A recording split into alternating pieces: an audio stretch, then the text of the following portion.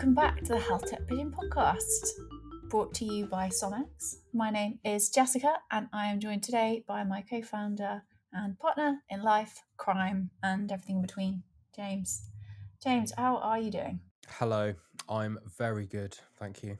And why are you very good this week? Was it because you got to hang out in a castle for a bit? Yes, the team retreat. Yeah, so obviously we run SomX together, and we took the whole team away to a castle in Bath to, I don't know, just kind of hang out. Really, there wasn't really that much work that went on. That was loads of work. It was hard work. Yeah, sure, but no, it was really nice. It's really good to do that. Actually, I feel like the team had to bond making pizzas together, and we did TEDx talks where people could just present on weird and wonderful stuff. Adama, who's I learned producing this so much. podcast, gave a particularly good presentation, I thought. What was it, Adama? Adamo gave a really, really good critique of why basically love triangles is lazy script writing and should be either banished from TV or the antidote to that is having more seasons and more episodes in order for better character build and more of a plot. Which, you know, I'm sold on that. I'm sold. It really was a good presentation. I really enjoyed it. Yeah, I also learned that black holes might not be real. And we also had a 6-minute long ode to Blue Roll. For those who have worked in the catering industry, will know exactly what I'm talking about. I did my talk on how to smash a tennis racket and why it leads to success, which was an evidence-based presentation about how anger released on a tennis court should be directed towards a tennis racket. I can confirm it wasn't anecdotal data based on N=1 James's experience, but actual data from ATP tours and Grand Slam wins. Direct correlation between rackets smashed and Grand Slams if you ignore outliers like Rafael Nadal. Anyway, let's get into some health tech.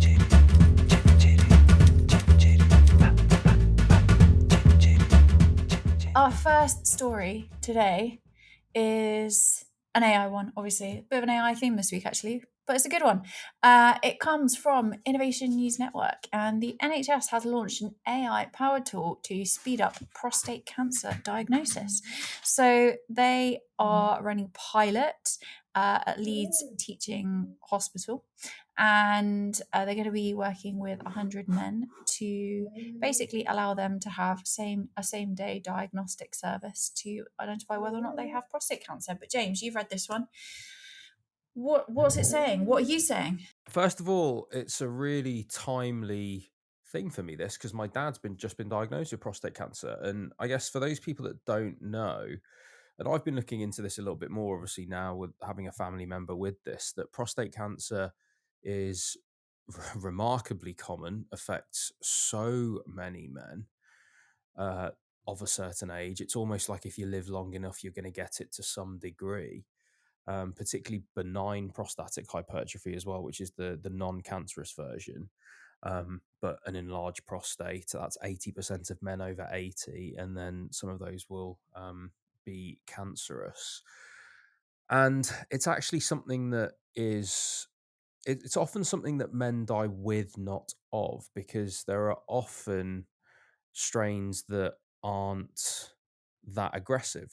And that means that they potentially aren't treated, they're just monitored. But it's something that can drive symptoms, like urinary symptoms and things like that. So it's quite a distressing thing, affecting men.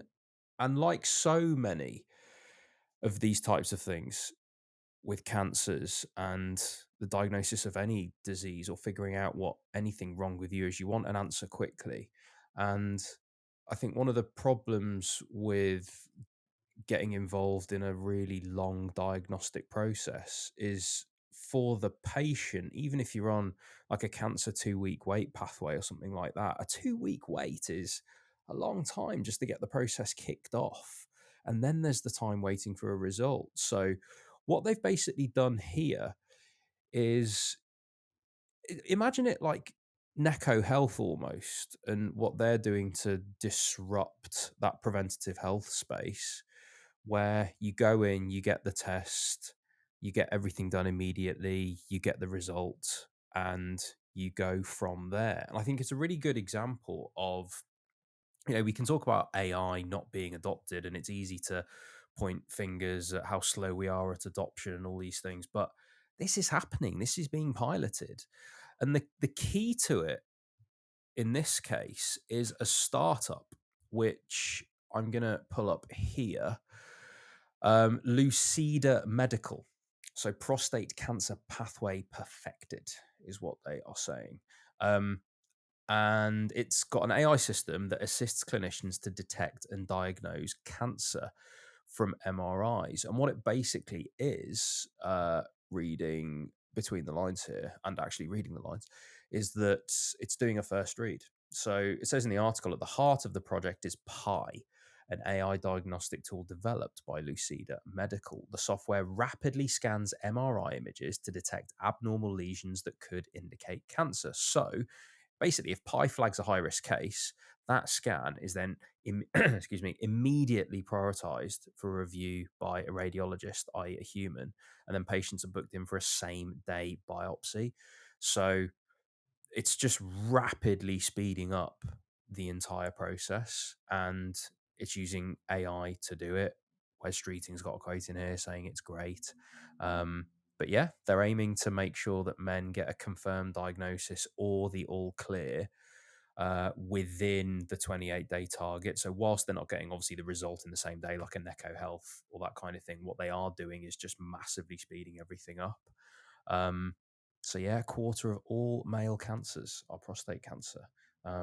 So a fantastic little innovation here, doing some good work. And, a nice announcement as we head into Men's Health Month Mm, in November. But I think it's fascinating to me that I think a lot of the tech that we see, or it's not necessarily the tech that we see, I think it's perhaps what it creates, is often like, well, of course, like that's so obvious. And it feels to me like this is one of those, but also it's the vision that we've had for healthcare for the longest time. yeah. And I think, this has to be clearly balanced with a healthy dose of pragmatism in the sense that this is a pilot, it's with 100 men, but ultimately this is the version of healthcare that we've been asking for and calling for and been so confident that technology can help deliver for such a long time that it feels like a bit of an exhale moment. And again, not wanting to put the cart before the horse or anything like that, but finally we're getting there. And this is a positive sign that of what is possible in other domains as well. Yeah. So I think there's it's a small signal, but a really really promising one. I think one that we should be really encouraged by, and hopefully one that we can learn from, as I say, in other domains, other conditions. Maybe it's other cancers to start with, but I think it's pretty cool. Well, yeah, it's like skin analytics is doing for melanoma on the skin, isn't it? It's the same thing, and I can remember Neil Daly saying, I think he said it on one of the podcasts that he's been on with me, where he said when it comes to AI doing this sort of thing, it's not about finding the needle in the haystack. It's just about removing 40% of the hay, and it's so interesting. Like that's what this is doing. It's not going, oh, this is absolutely exactly this and this is the diagnosis. It's just saying this is high risk, this is all clear.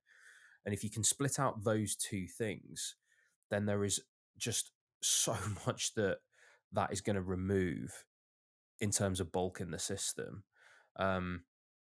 And yeah, I think it's a great model. I think the pressure is going to be on this type of model as well, because if you've got private healthcare companies showing what's possible in, point of care blood test stuff and that side of things, and that becomes what people get used to, I think then there's just going to be a lot more energy and a lot more pressure almost and bottom up demand of people expecting this type of thing. And when you've got it for your skin and you've got it for prostate cancer, the question is going to be, well, why aren't we doing this elsewhere? And that's going to attract, especially if this is very, very business model positive, if this is really helping save money and costs through productivity and efficiency. And in fact, Mm. it's in one of the quotes here actually. This is modernizing the NHS, making fit for the future and boosting productivity and efficiency, ending needlessly long and apprehensive waits for test results, Mm. enabling patients to begin treatment as fast as possible and saving lives. It's interesting because there's I was chatting about this the other day. Like, there's just no business models for making patient experience better, unfortunately. But if you can drag that along with, well, we're getting diagnosis earlier and therefore there's less likely to be morbidity and mortality and expense down the line for blah blah blah, and that happens to increase the quality for patients, then all the better, to be perfectly honest. But yeah, I can see a lot of people looking to set up similar styles of clinics and clinical pathways for this, if this is using stuff like this, because actually it's also just showing a really nice place where AI can fit in. It's somewhere that we're Mm. becoming quite comfortable. We're going, okay, cool, Scannalytics are doing it in dermatology, great. Okay, Lucida Medical are now doing it in prostate cancer, and the AI is doing this. It's saying, all clear or high risk. And that's what AI is doing. And we're completely fine with it doing that. And therefore, you're going to go, well, okay, well, where else can we do this? And then let's hope that this starts to proliferate and AI finds a bit of a sort of place and has a bit of a purple patch in this exact use case, because then everyone else gets comfortable with it. And then once everyone else is comfortable with it, then it can expand out through there and people can get comfortable with it doing different things. And it's nice. It feels like it might sort of make a foothold in this specific part of a clinical pathway, and it already has, quite frankly. Yeah, I think one of the things I was just going to say on this is, you're obviously talking there about like improving productivity and obviously, like, reducing stress for people who are going through that process. And I think one thing that it doesn't talk about, which I'm surprised by, is cost efficiency, and that usually is something that is included in the discourse around this stuff as a matter of course. Everyone says you have to be able to show productivity savings and cost savings, or at least show where the cost saving is as a result of the productivity saving. And I think that would be one thing that like is an amber flag for me, in the sense that I would there will have to be some kind of cost benefit analysis around this, of course, before rollout. And my Mm. my hope is that, obviously, this is a pilot and these technologies take time, energy, and investment to get set up. And whether or not that cost benefit is going to be seen within that cohort, I would hate for there to be some really promising results, but actually the ROI isn't yet then shown um, within this cohort. So it maybe creates some apprehension around that wider scale adoption. I'm sure they've thought of all of this stuff, and it just is that it's not perhaps been included in this story. But I think that we know that that's a real barrier to wider adoption of technology.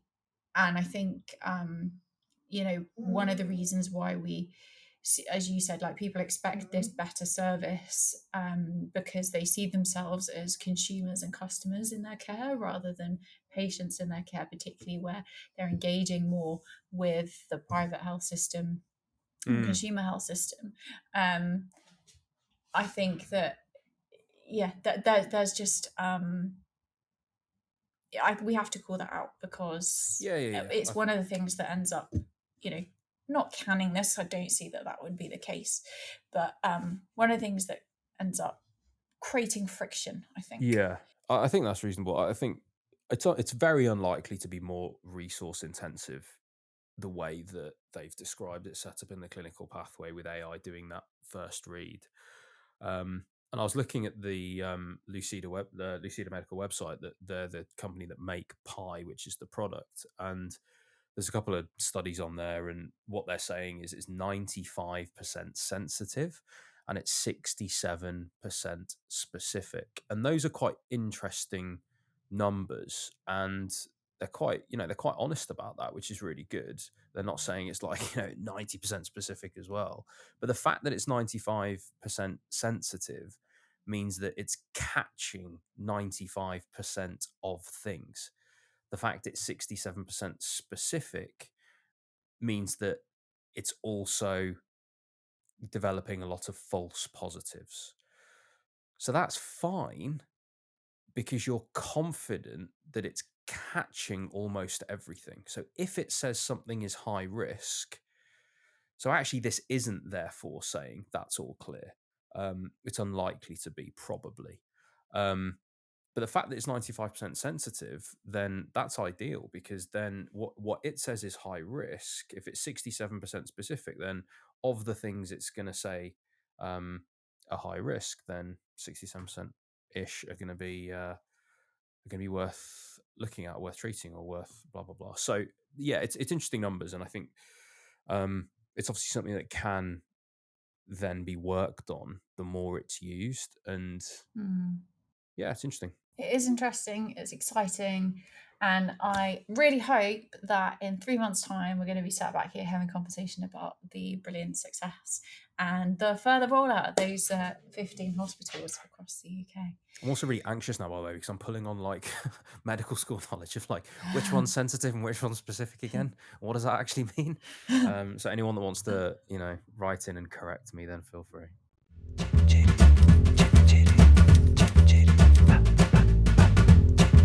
Our second story today is another AI one, but almost the other side of the coin, and super interesting, selfishly from a personal perspective. So this one is a paper. It is it's a news and views in Nature Digital Medicine, and the title is "Do we need AI guardians to protect us from health information overload?" A few things leapt out to me in this one. First of all, well, you know what, James? Why don't you've had a kind of a Yeah, much just deeper let me dive loose on than this, me. because So like why this. don't you? I think I want to hear what you have to say, and I will. I'm going to jump in because, yeah, you go for it. I feel so vindicated, because this is what I've been saying. I've been saying this for years. So whenever this comes up on Pigeon, and it comes up quite a lot on Pigeon, I'm always the one defending this side of the argument.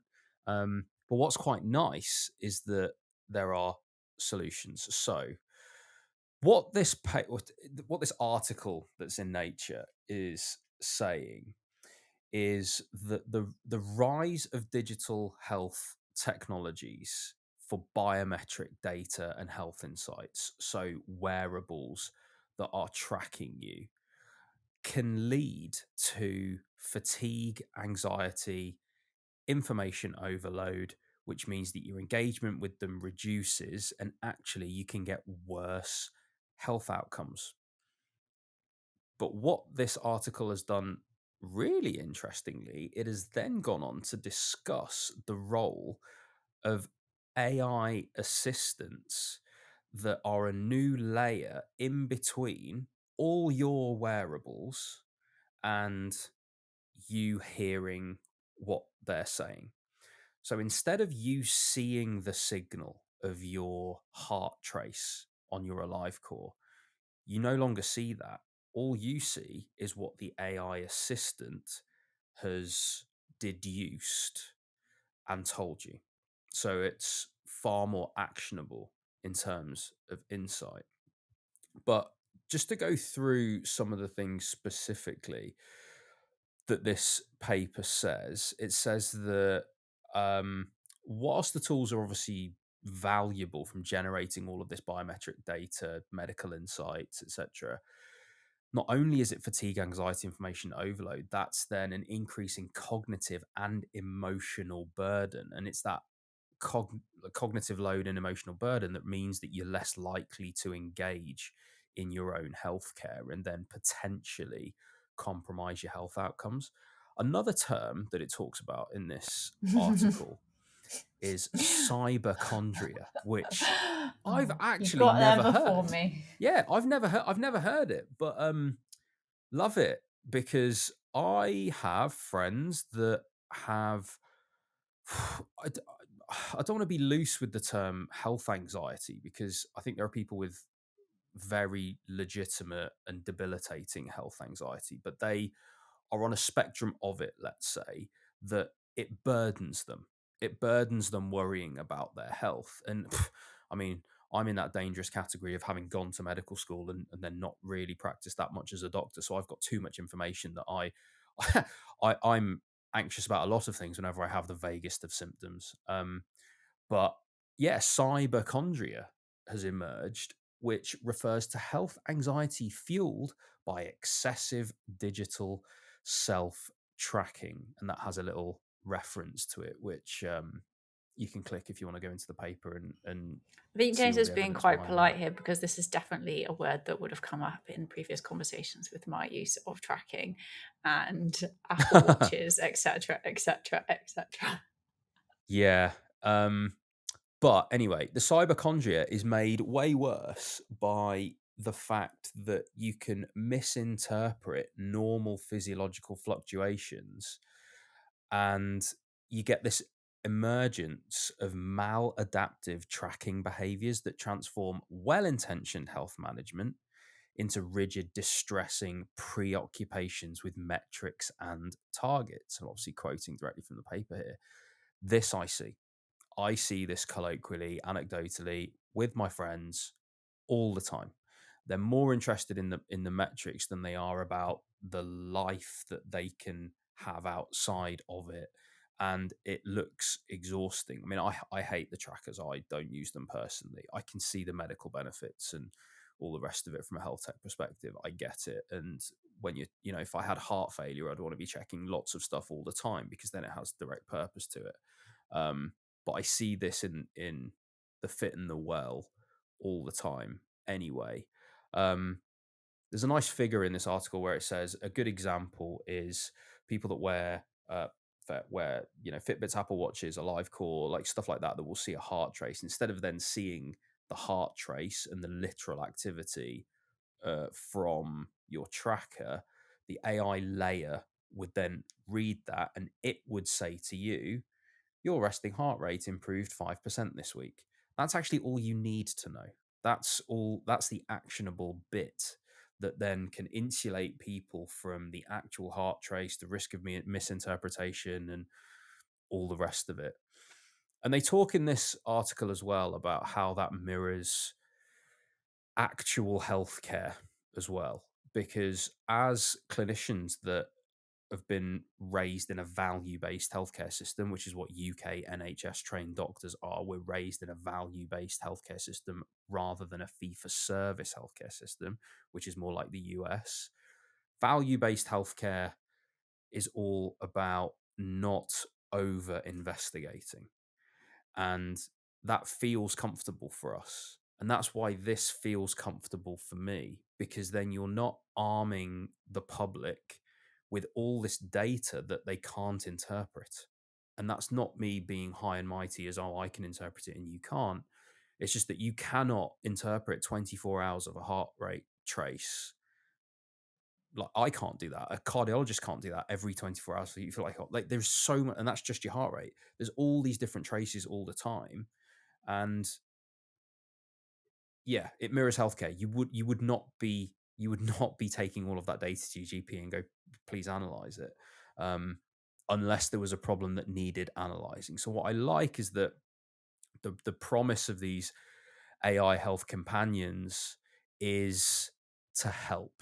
I imagine there's always going to be people that love the quantified self to the level of wanting all of those traces, but this feels very much like a maturing of the tracking space. It feels almost reasonable that I would get one of these again. My Fitbit famously went in the bin after 12 hours after it told me I had a rubbish night's sleep when I was I like, think you'll find it actually got thrown across the room I mean, during the night.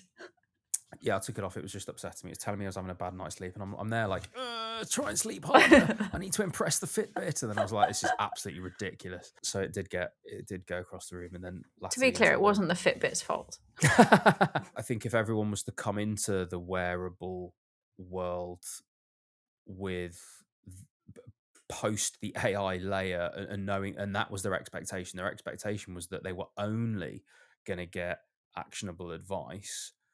My hypothesis is that everyone would be happier, but that's obviously a bias because I don't love the quantified self. But I'm talking to someone who does love the quantified self, so I don't know what your counter opinion to that would be, Jess. I actually don't have a counter opinion to it. I think I see utility in that, and I think healthcare aside, I think we live in a world where there is just information overload, and that's very overwhelming. And so talked actually at some length with Keith Grimes about, the utility of these agents that will come in and basically sit as a layer over the top of, your phone, and book your restaurant or like buy a gift for someone's birthday. Maybe no names. It's definitely not James's birthday in 2 weeks, which is why that example came to mind. Like all of those kinds of things, and I think this is the first time I've seen it kind of be talked about in a meaningful way in healthcare.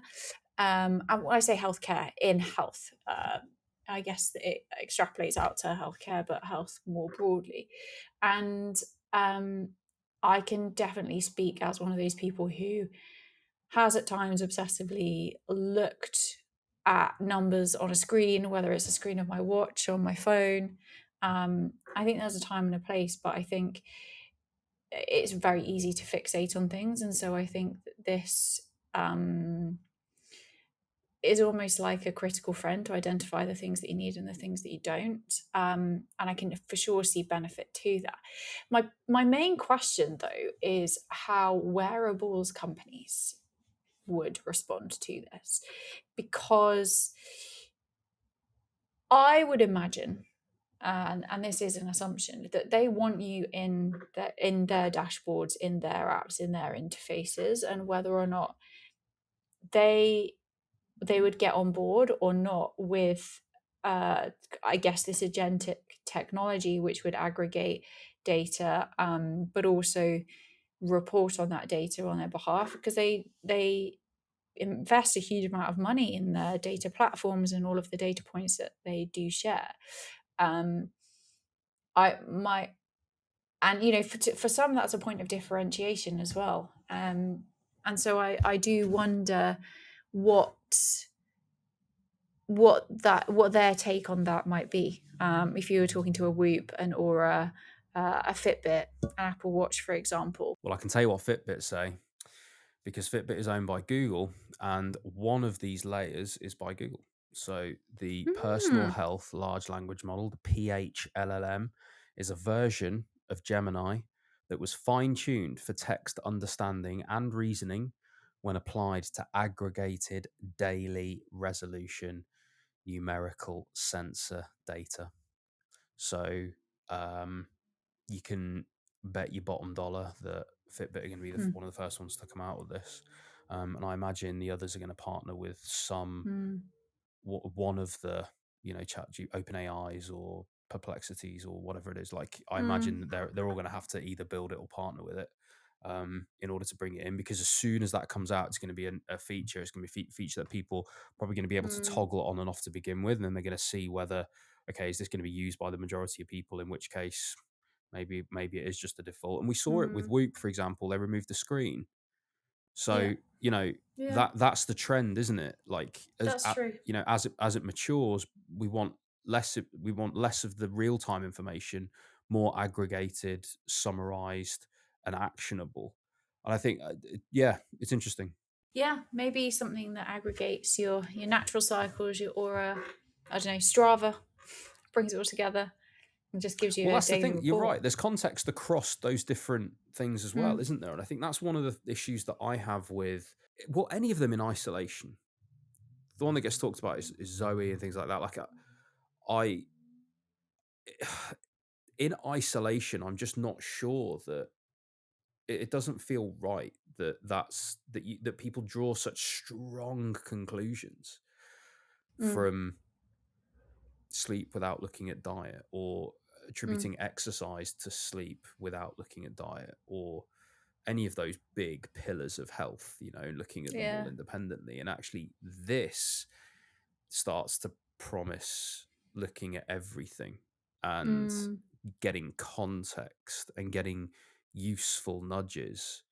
And I always point to this thing of when I was at the roundtable on longevity, this came up actually because what how bad for you is a cheeseburger if you meet as a group of friends once a month to have a cheeseburger and you converse and you laugh and you combat your loneliness and you struggle against the desire to just stay at home and be insular and you go out and you have an experience in the world. How bad for you is the cheeseburger then? Because actually, in Mm. context, it's very different. Do you see what I mean? Like, I heard that on a Mm. Tim Ferriss podcast, actually. I mean, he talked about it with alcohol, which I'm not as comfortable drawing the line on. Like, oh, how bad for you is alcohol if it's a massive social lubricant and allows you to chat and laugh and talk and blah, blah, blah. I think alcohol's quite a bad one and slippery slope if you go down that route. But, there's truth. There's some truth in this, like it's a difficult topic to kind of someone's going to get hurt by any of these substances, and cheeseburgers included.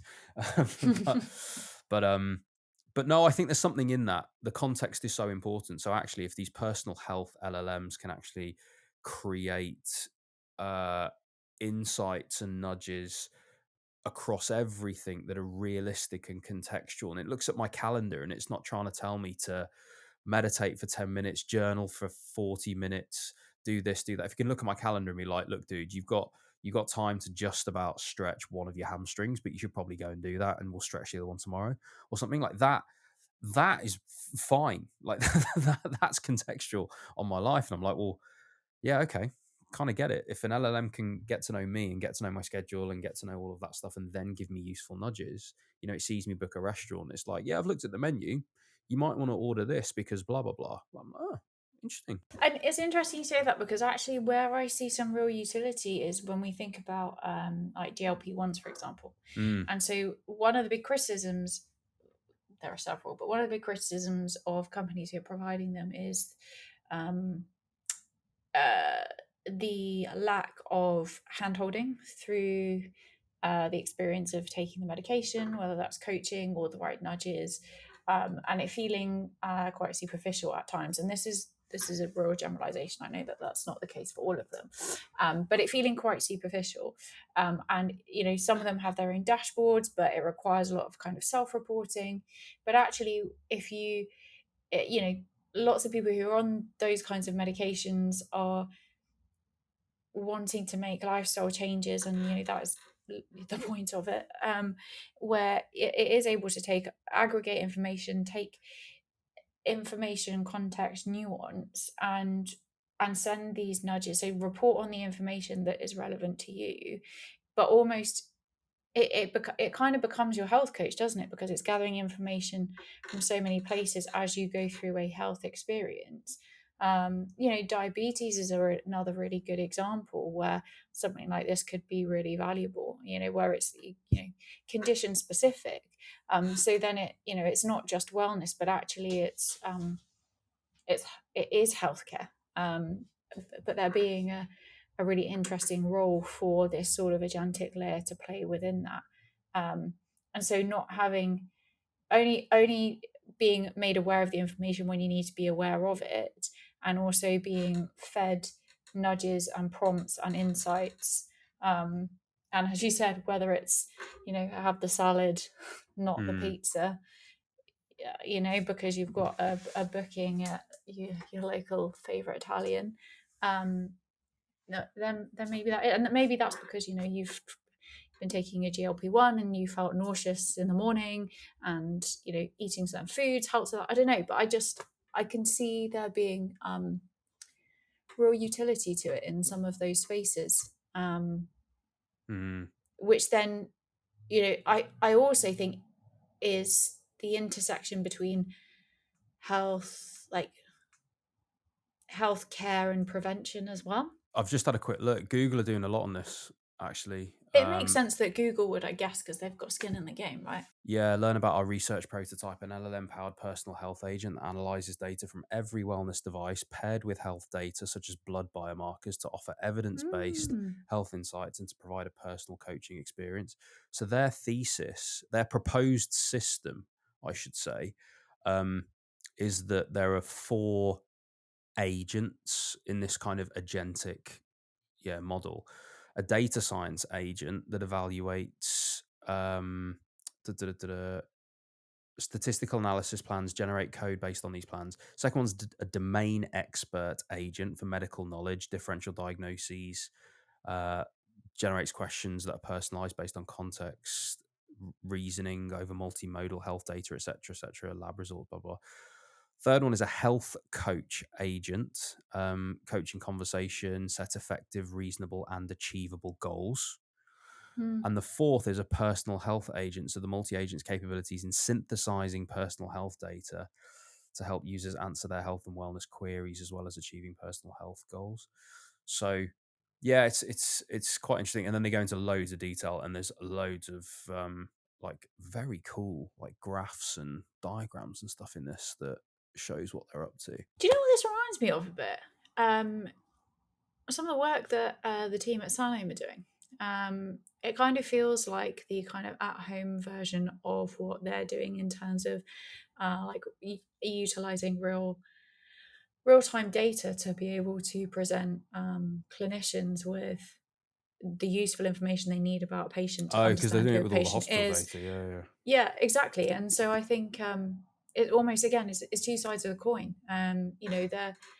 They're utilizing, it's not necessarily agentic technology, but they're utilizing an AI layer to inform clinicians about who a patient is and be able to interrogate their history, what's going on, kind of in the present time, and then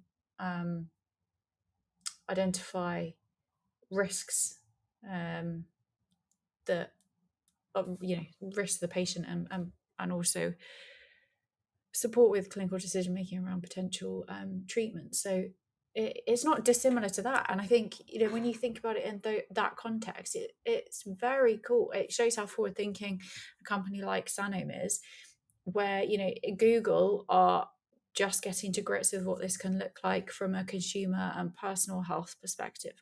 But it's also very cool to see how it's working in parallel, or both of these things happening in parallel for ultimately the same outcome, and both really kind of knocking on that door of moving from sick care to healthcare and prevention. And again, I really hope that maybe we need to tap up Google, actually get them to come and chat about this. And I'm sure Mm. the team at Sanome, they've lots of stuff going on, so they'll have something to share with us soon about some of the work that they've been doing on that. But yeah, it's cool to just see how things are increasingly, I think, moving from theory and MVP to practice. And I think that comes all the way back to our first story. It's these little glimmers that we're seeing of the healthcare that we knew was possible. I love that, and I think that's why we're here having these conversations and why podcasts like this exist, so that we can get excited about it and believe that future is possible. Yeah, I think these personal health agents are going to be similar to it's sort of what ChatGPT's done to normal internet search. It's going to be Yeah. people are going to be like, hold on a minute. So like you do with search, like hold on a minute. So you used to type a load of random words into a search bar, hit enter, and then like click on a load of pages that you think might give you the answer, and you had to then piece all of that together into an answer. Like It's a good that's point. that Yeah. seems absolutely ludicrous. Now you've got ChatGPT. I think you're gonna have a similar moment with personal health agents. Probably you're gonna be like, hold on a minute. So you used to wear like a cardiac device around your wrist on your left hand. You had a gut health one on your right hand. You had I don't know, A like ring on your finger. an oil ring on your finger, something on your ankle, like all these. You had all these things, and then some cranial thing for your blah blah blah, and you just didn't have a personal. And you had to interpret all of those signals. Like You didn't just have a personal health agent that told you what to do. Seems remarkably obvious when Yeah. you put it like that. Yeah.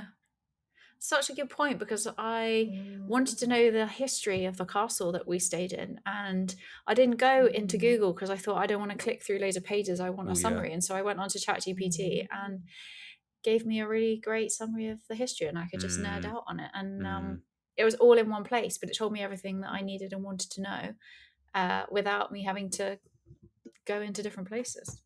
And if that personal health agent can then just feed into your, I don't know, EPR, GP, primary care, I don't know, or it can just flag to you when you should go. Like, I don't know, it's interesting, isn't it? And then do you need primary care in that model? Like, obviously you do for some things, but some things you might not then need it for. Well, I think that this might be a good place to wrap up, not least because we need to go and collect our child from nursery. Oh, yeah.